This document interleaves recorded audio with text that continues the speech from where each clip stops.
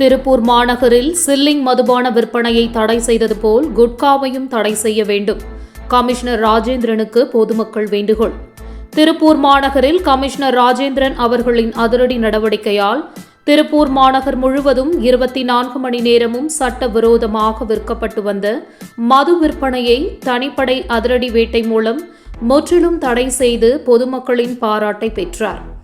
அதுபோல் திருப்பூர் மாநகரில் மீண்டும் சட்டவிரோதமாக தமிழக அரசால் தடை செய்யப்பட்ட போதைப் பொருட்கள் குட்கா, ஹான்ஸ், கூலிப் விற்பனை அதிகரித்துள்ளது.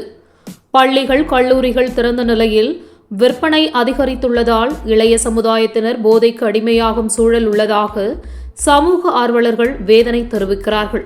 குறிப்பாக திருப்பூர் அவினாசி ரோடு ராக்கியாபாளையத்தில் ஆனந்தா பேக்ஸ் அருகே உள்ள பெட்டிக்கடையின் பின்புறம் தமிழக அரசு தடை செய்யப்பட்ட குட்கா, ஹான்ஸ், கூலிப் போன்ற போதைப் பொருட்கள் சர்வசாதாரணமாக விற்கப்படுகிறது. இரவு நேரங்களில் பெட்டிக்கடைக்கு எதிரே உள்ள ஆம்புலன்ஸ் அருகே சிகப்பு ஸ்கூட்டரில் வந்து போதைப் பொருட்கள் விற்று வருவதாகவும், போதையுடன் திரியும் வாலிபர்களால் அப்பகுதியில் பொதுமக்கள், பெண்கள் நடமாட அச்சமாக உள்ளது. பலமுறை புகார் கூறியும் எவ்வித நடவடிக்கையும் எடுக்கப்படவில்லை என அப்பகுதி பொதுமக்கள் வேதனையுடன் கூறுகிறார்கள்.